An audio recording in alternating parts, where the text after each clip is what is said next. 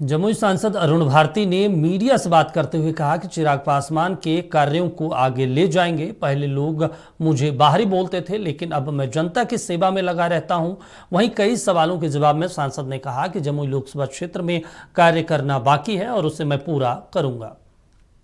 चुनावी हलफनामे में हमारे राष्ट्रीय अध्यक्ष श्री चिराग पासवान जी ने बिल्कुल सही जानकारी दी है और कुछ हलकों में जो ये खबर चलाई जा रही है कि गलत जानकारी दी गई है, ये बिल्कुल वेस्टेड इंटरेस्ट है। कुछ लोग हैं जो गलत जानकारी देकर के जनता को भ्रमित करना चाहते हैं, गलत खबर चला रहे हैं, जिसके ऊपर संज्ञान लेकर के हम लोग भी अपनी तरफ से कार्रवाई करेंगे।